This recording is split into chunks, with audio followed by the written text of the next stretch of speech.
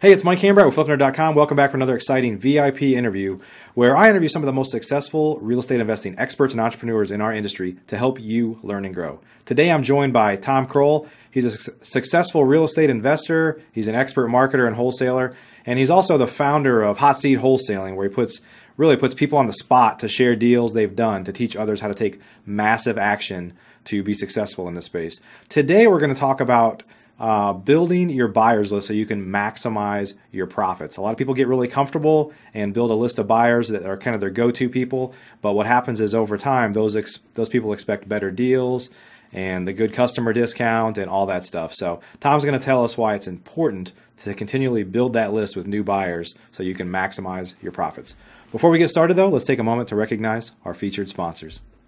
RealtyMogul.com is an online marketplace for real estate investing, connecting borrowers and capital from accredited and institutional investors.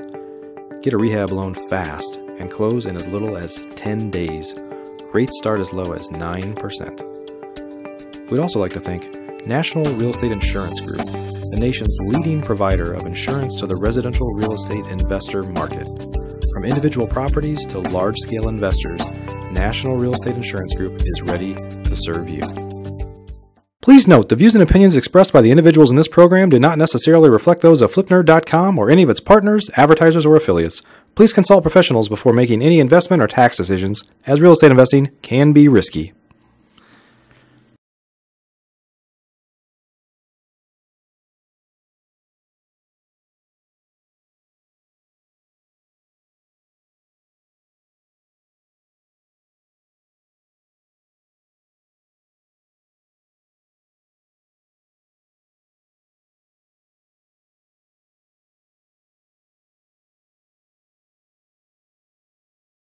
Hey, Tom, welcome to the show. Hey, Mike, how are you? Good, good. Glad you're here. I'm glad to be here. Thanks for having me. Thanks in advance for interjecting your energy into today's show, man. You got a ball of energy, and I love it. I love it. That's the only way to do a wholesale business. Yeah, tons of energy, tons of action. Yeah. So you've got an interesting story that's really not all that uncommon. As you got backed into a corner and had to do something and made it happen, and so. But why don't you I don't want to steal your thunder, but why don't you tell us your story about how you got into real estate investing? Because you really haven't been doing it for all that long. No, I haven't. Almost 2 years. And in that time, I've done a ton of deals. And I was selling lawn care service. And not very happy, sitting in a cubicle. Yeah. It was my 13th year wedding anniversary. And I was picking out reservations for my wife and I to eat dinner. My manager came in, and both managers came in, so I knew something was coming. Yeah. That wasn't good. And I got the axe. They fired me. I called my brother Todd Toback, and he said, "Hey Todd, what do you think? What should I do?" So I started sending my resume out, and Todd convinced me after a lot of kicking and screaming and fighting him the whole way that wholesaling was the way to go. Yep. I jumped right in, and I haven't looked back since. I love it. It's a total game changer.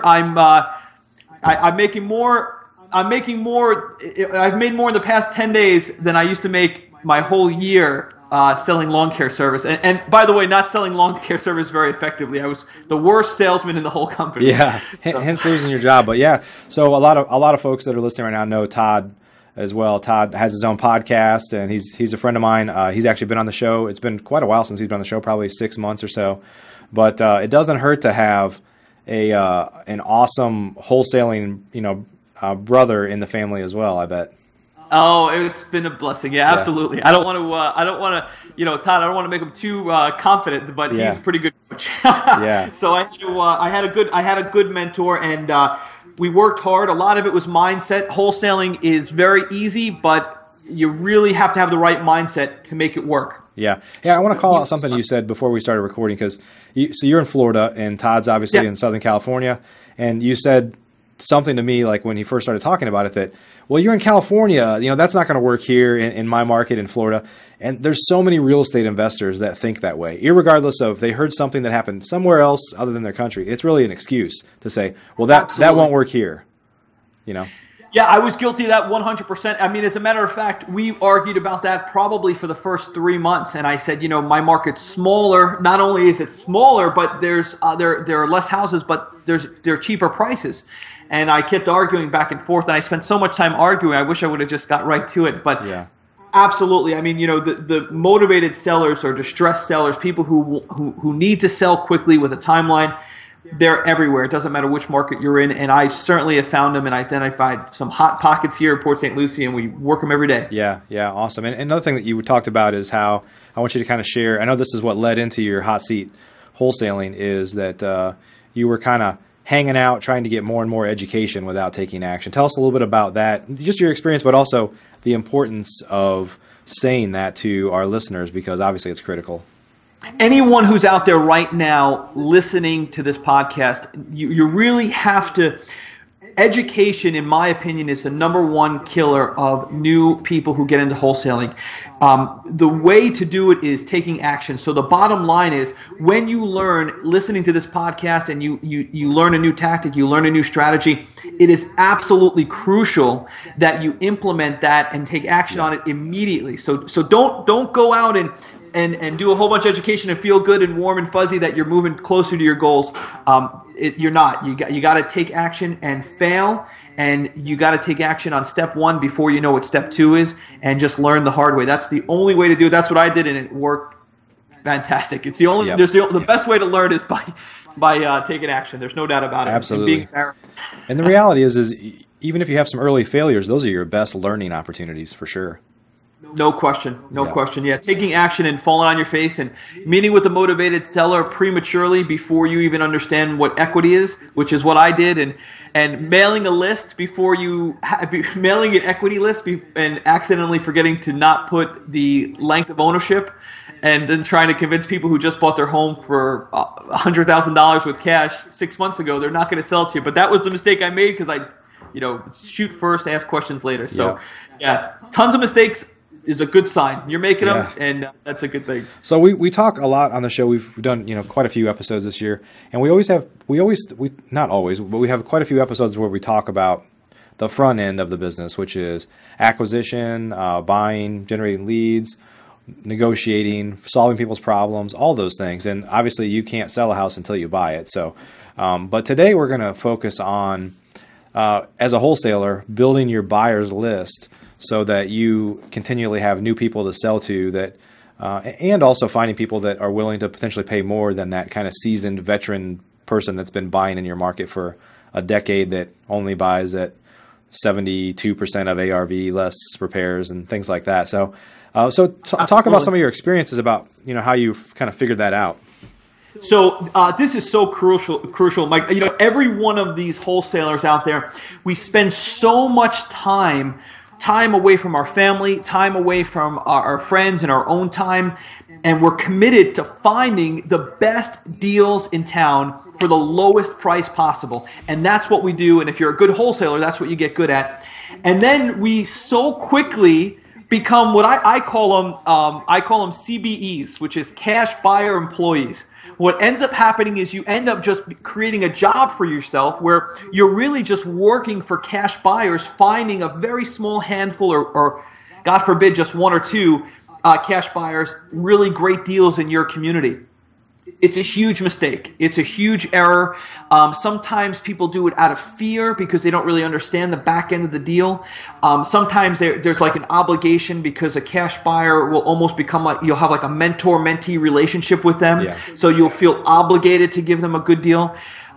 In my opinion, this is a huge misstep by a lot of wholesalers, and something that I myself was doing early on, and I had to fight really hard to correct. The bottom line is, when you go into a scenario, for instance, if you walk into a room and there is an experienced rehabber who attends tons of RIA meetings, and there's an experienced landlord who has 40 properties, and then there's also a person in there who is some couple, and they want to get into real estate investing, and their dad is giving them the money for their first purchase, and they're going through a real estate agent. Your most profitable buyer is going to be that new, inexperienced buyer. They're looking for a good deal which is really defined as anything that's below market value, or what I call, what they say, active listings. Yeah. And anything that an agent will say, hey, listen, every house is for sale is 100,000. This one's 90. That's a great deal to them. Those guys, unlike the experienced landlord and experienced rehabber, they can't even conceive of your number. It's not even in their spectrum of when they're considering what to buy and what not to buy. The wholesaler's price never even is something that they're thinking of. Yeah. Whereas the exact opposite is true, obviously, with a landlord or an experienced rehabber who's done 100 deals. So there's a lot of strategies for getting those buyers. And we can discuss that, but I would say the core essential takeaway from this is that you need to have an active, growing cash buyer list of those types of buyers, and not really, I'm not saying not to have experienced landlords and rehabbers on your buyers list. Obviously I do, and you want to have a fat, healthy list. Right.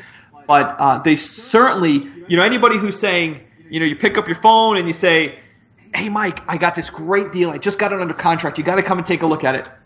Huge mistake. If everyone's not seeing it at the same time, you're losing money on the back end of the deal. Yeah, and the reality is, there are probably waves of new investors, some of the newer investors you're talking about, that kind of come and go with the market. When the market is hot like it is now, a lot of those people will go away if the market takes a downturn again, because capital isn't as easy to get. They're a little scared away by what the media is saying and things like that. So I think it's important to kind of have a broad base of everybody in your pool. But there's no doubt that the kind of veteran person that's been classically trained to be a real estate investor or has learned the hard way, they tend to be more conservative in their approach than newer investors who want to get into the game. And really an interesting thing for me has been that depending on what that other person's going to do with their house, if they're going to keep it as a rental property, for example, they may very likely evaluate it very differently. They're not looking at it as a percentage of ARV less repairs. They're looking maybe more at a multiple of rent or whatever it might be. And it depends a lot on their financing. If they're basically just starting out and they still can get some Fannie loans for loans that are like at 5% and a 30-year fixed rate interest, they're going to evaluate a house very differently than somebody that is used to paying them off in 10 or 15 years and they're at 6% interest in a point or two. Right. And I mean, I still do tend to work with only cash buyers, but really I'm finding that new buyer, that one-time buyer, is really coming from agents. And that's really the secret. If you don't have at least 1,000 agents on your cash buyer list, you are seriously missing out. And we spend so much time on that, Mike, on trying to find these good deals, and just to give them away, it's like, oh, it's a tragedy. Yeah. It's just, just thinking back, you should be getting at least a 40 to 50% bump on all of your assignments doing this strategy. Wow. So why make $10,000 on a deal when you can make 15 or so on and so forth. So that's really the answer is. Sorry, my instant messaging is going off here. Yeah. But that's the answer, is really to get those agents. So how do you find these cash buyers? The trick is you have got to get agents on your cash buyer list, and you've got to do that with their permission. Agents do not like just getting these blanket emails that they don't know who they're coming from. Right. When I first started my first 100 or two, I actually just went into the offices of agents and I just said, hey, my name is Tom Krol. This is what I do. I get these deals. If you need inventory, I've got deals. They're only available to your cash buyers who can close quick. But I've done deals, and this is a title company. They've got to know you're legitimate. And furthermore, I'm going to make a huge statement here, which is a lot of people are going to disagree, but I'm going to tell you, email is dead. It is totally dead. If you are sending out your properties to these agents or any of your cash buyers via email, huge mistake. At best, you're getting a 30% open rate. And even when they look at it, they don't really see it unless it just slaps them in the face that it's such a good deal. So the way we do it is we send a text blast to all of our agents. Okay. We use Callfire, and we'll do that with the to the agents with the property we have. Now we have a 100% open rate. It's actually about 98%. But we have a 98% open rate. I mean, the property will sell to the highest and best bidder. So you're kind of having somewhat of an auction then. You're basically not. It's not first come first serve. It's people will actually maybe push up the price. Do you let me ask you this. Do you provide them with a price? Here's our asking price. Or you just say? Always. You do. I always say at least, this is where we're going to be. And then when, if we're in a scenario where it's highest and best, we'll always say, I'll say, well, Mike, I said, I already had asking, so why don't you take a day and come back to me by tomorrow at 2 o'clock, we're going to make a decision. Let me know what your client's thinking, what's the highest and best offer. Yeah. But I will tell you this, because I don't want to mislead anyone. If I have a really angry tenant or a homeowner who is in the home and they really are uneasy, I won't always do highest and best. Then we'll just do a fixed price. But especially if the home is vacant, and we're always upfront with the homeowner. So if the home is vacant, we'll do it. Or if the homeowner is comfortable with having people around, we'll do highest and best. Yeah, yeah. So talk a little bit about how you find these agents, and then I also want you to kind of share how they get paid and who pays them. Sure. So with ours, it's very simple. We always in our actual email that we send out, we will always tell agents to add their price on top of our price. Okay. So we'll say, for instance, this home is $150. Agents, add your commissions on top. Additionally, we'll say, agents, if you haven't bought a home from us before, please review the video at the bottom of this page. In that video, I have some broker and agent testimonials because right away they don't trust you. And I also explain the process to the agents that say, hey, if you're an agent, this is a great way for you to make double, triple, or quadruple your average commission. Just simply add on top of our price. It must go through your broker because we do occasionally have agents who say, oh, Tom, just buy directly from my buyer and just give me, X amount under the table. So you have to make sure you go through the broker. Yeah.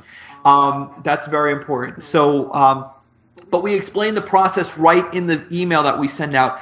To initially build that list, I literally went door to door to get my first, I got about 150 at first. After that, I just went and we did real estate calls. We bought lists of real estate. I can't think of the name of the list company, but there's a ton out there. Yeah.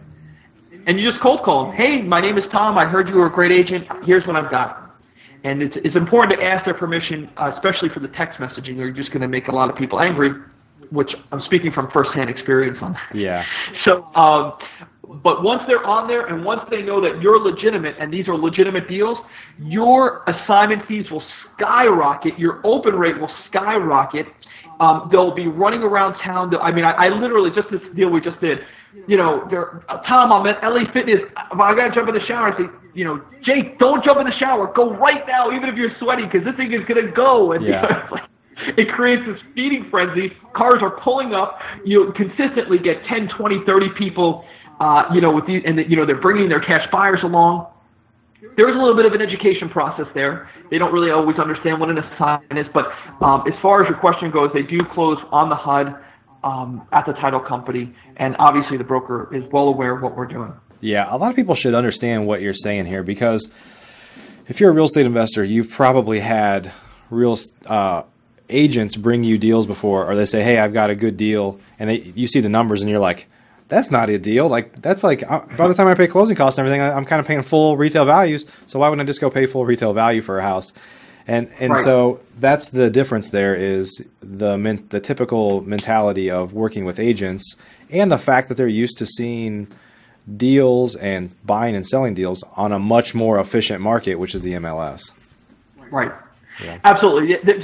You're starting from behind the eight ball right away, because most agents I never say the word wholesaler to them. I never use the word wholesaler. I always say the word, I'm a cash buyer, which tends to get a lot more leverage. So that is a little bit of a softer introduction, and then I'll start using the word investor, but never the word wholesaler. The agents, they're very fear-based, so they're hard to work with. But once you get a good 500,000 agents, and you've spoken to them and you've had conversations, you have their cell phone number to text them a deal. Once you're doing that, and they Jerry in the office just did a deal with Tom, and this guy just did a deal with Tom, and then the brokers start doing deals with you. A lot of the brokers in my town, I won't name names, but some of them they're wealthy individuals, and they're actually buying the houses themselves. So once you start to work in that arena, your name gets put out there immediately, and that's why it's so crucial not to ever have any kind of a horizontal agreement with the broker. You have to close, and the broker has to be aware, because of, broker is paying the agents marketing and desk fees and things like that. Right. So, and if you do that, that'll be it. You won't get much business from agents. Yeah. But yeah, with that said, that's a key move, key strategy. Yeah. So talk a little bit about, you say, I don't know, do you how many people do you have? How many agents do you have on your list? Is it 1,000? I have about 1,800. 1,800. Okay, so and I know you've done a couple hundred deals, but let's just say if you had 1,800 agents and you do 100 deals a year, even, you're not working with the majority of these agents really ever. And so how do you continue to maintain that relationship where it doesn't start for them to just become like, well, we don't ever do anything with them, let me just unsubscribe from the list, which maybe that's just how it is. It's just a numbers game. But do you do, and then my next part of that question is, do you do anything to kind of maintain a relationship with the community, if you will? Yes and no. I started out building a list with the list. I started out doing a monthly newsletter, but we would get a lot of unsubscribes. So we stopped doing that right away. I think we did 2 little notes, and then that was it. Yeah. To answer your question, what ends up happening is that the agents go through an emotional process with us. So what happens is, at first it's like, you're a nobody. Then it's like, okay, we're starting to gain some ground with them. They trust us. They have cash buyers who are looking for properties. They've heard of other agents working with us. So now they start that process. Then what happens is, in the third stage, they start to find interest in a property, but they start to learn the lesson, which is legitimate, that if you don't move your feet, these deals are gone. Yeah. So they start to play that typical agent game of, inquiring about the property and is it still available? And I'm like, hey, that property went out yesterday. That property is not available. Right. So once you get the agents playing your game, and they know who you are, they know you're legitimate, and you know that these are good deals that are available to agents, then they just get in line. And now you have this kind of authoritative relationship with them. It's like, hey, look, we do things my way. So now the reason it's very important to be very structured that way and consistent is they're going back selling your properties to their cash buyers.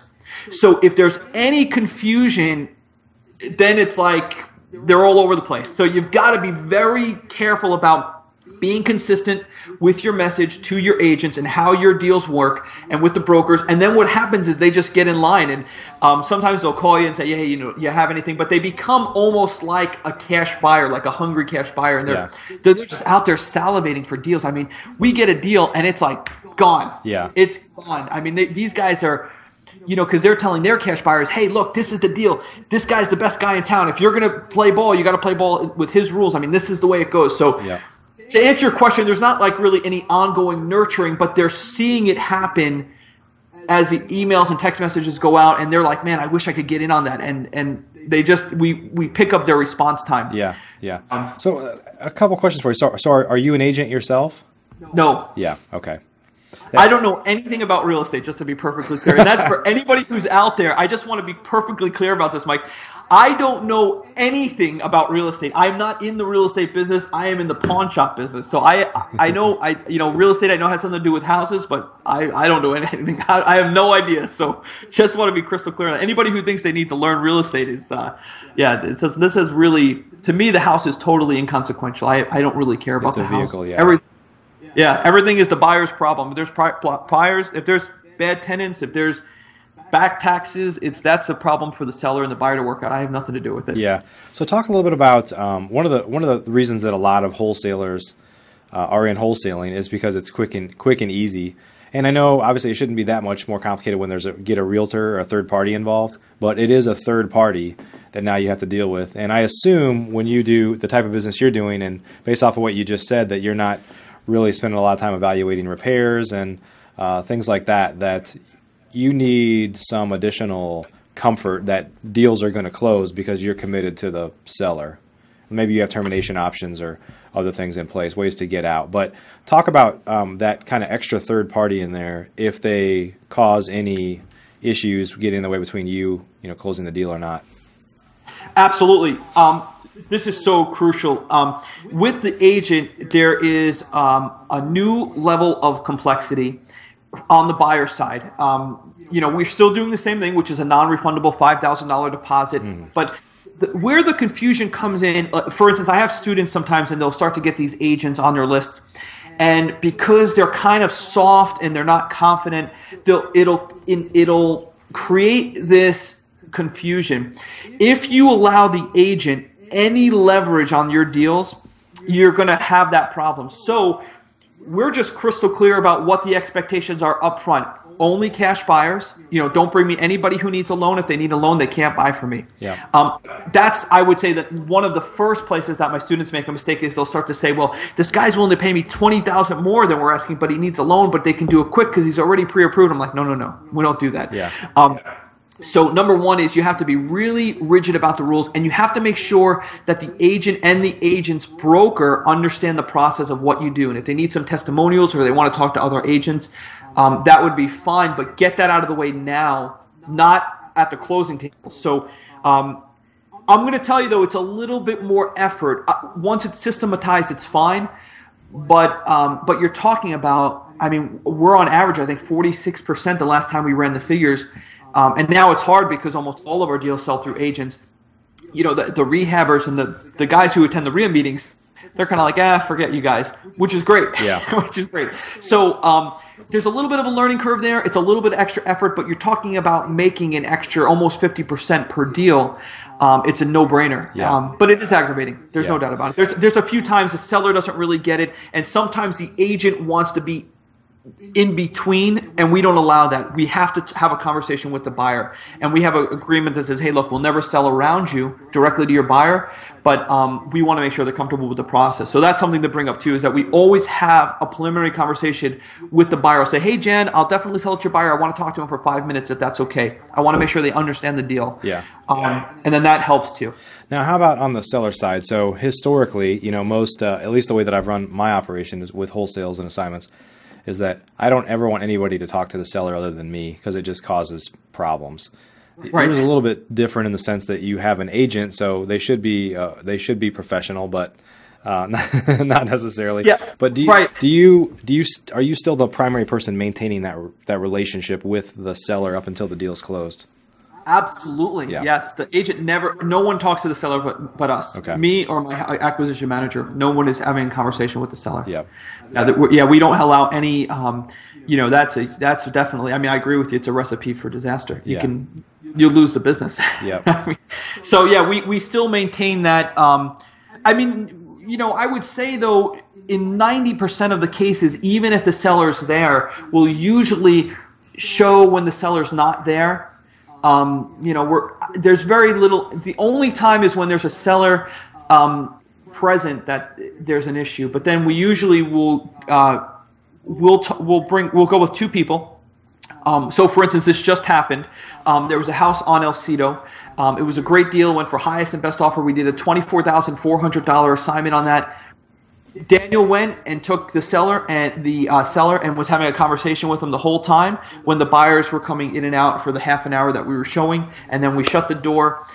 Daniel stayed, my acquisition manager and my brother.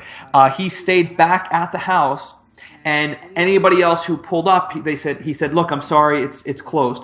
And we always do that because some people do show up late and they'll knock on the door, so we always stay for an extra hour or two just to make sure that nobody does that. Yeah. Awesome. Key. So what did we not talk about today, Tom? It sounds pretty straightforward. On the side, there's some interesting stuff. I know you said you were using Call Fire. There's a ton of like text marketing tools that have popped up that are extremely effective and low cost for sure. So, but what you're doing is, it's not like it's something that somebody that just listened to this can't go out and replicate. Absolutely. It's super easy. It's just a new perspective. Somewhere along the line, wholesalers, they took on that term literally, and they said, well, I've got to be the middle guy between the seller and the professional investor. And really the answer is you should be a wholesaler and a retailer. Mm-hmm. But, that's, direct to market. But Call Fire is a great tool as far as the text messaging is concerned. Text messaging is absolutely critical. You've got to be text messaging, or there are buyers out there who want your deals, who just are getting bombarded with emails. They'll never even see them. Yeah. So, and just a little impersonal text messages that they don't know they're in a group message on Callfire. So just something like, hey, did you see the house I just sent you? That's it. We don't get anything more detailed than that. Yeah, so given that you have not a whole lot of room with text, you're basically sending a text and telling them to check their email. Is that what you're doing? No, we just do exactly that. It's always a little bit of a different text, and we'll say, "Hey, did you see that email I just sent you?" Or "I just sent you an email." Or "I just sent you a house. Did you see that house I just emailed you?" Okay. Then what we'll see is you'll immediately see that if you're using something like SendLoop or MailChimp, you'll see that your open rate will get shot up. Right. A lot of people too will say, "Tom, I'm on the road. I don't get email. What's the property? I'll head over right now." So you get just a huge response, which is awesome. Yeah. I love it. I love it. I mean, I've been using email. I was using email for so long, and I'm just like watching MailChimp. It's like, 12%, 18%. It's like, oh my goodness, like these people. Then I have to get on the phone and start calling the buyers, and our list we have a huge list of buyers. So it was a pain in the butt. But now, a whole new ballgame with text messaging. So that's really the key. So as far as tools go, that would be key. And then obviously any list. And I apologize, I can't think of where we bought it. It had a unique name, the list of agents. It was a very odd name. It had nothing to do with list companies or it was like Dr. Bob's List or something like that. It was something odd. I don't know. Are you familiar with it? Or there's an agent list out there? Yeah, it has a very odd name. I can send it to you later if you want to put it in the Sure, yeah, if you think of it, send it over and we'll put it in the video. But yeah, a couple of Google searches will probably turn up a lot of ways you could buy lists of agents. Of course, you got to be careful sending a message spam to a bunch of agents too. Like you said, it's probably a good idea to find ways to reach out to them, call them, and things like that, where you're trying to build a relationship from the beginning. Absolutely mandatory. I've tested that, and I can tell you have to first ask their permission. Let them know who you are, and not because of following protocol, but because it's more effective. Yeah. You just piss a lot of people off basically if you don't do it that way. But so that would be critical. Yeah. Awesome. Well, Tom, so if people want to learn more about some of the stuff that you're doing, I know you have a coaching program and other things. Where do they go to learn more about some of your techniques and your blog and stuff like that? Sure. Hotseatwholesaling.com. And that's a great place to get some great information. We really share a lot of great information on that site, and there's a lot of blogs out there, and we have some great blog articles for you guys to look at. But yeah, it's a fantastic site, and we do offer one-on-one coaching, which is great because our students do deals. Yeah, that's great. Make them do deals. Absolutely, no question. Hey Tom, thanks for your time today. Thanks for sharing the insights. It's something that's fairly straightforward and obvious, but I think a lot of people, even veteran folks, hear something and they're going to be like, wow, that's pretty easy, and we need to start doing that. Why haven't we done that? So absolutely. Good stuff. Very actionable. I like it. Thank you, Mike. I appreciate it. Yeah. Have a great day, my friend. Stay in touch, please. All right. Enjoy the day. We'll talk to you soon. All righty. Bye. Are you a member of FlipNerd.com, the most robust real estate investing platform in existence, where you can find off-market wholesale deals and great vendors literally in your market? You can get access to advice from experts and learn about local clubs and events right in your backyard. If not, please visit FlipNerd.com and register for a free account. You can register in less than a minute. It's pretty much the coolest site that's ever existed in the real estate investing industry. So get on over to FlipNerd.com.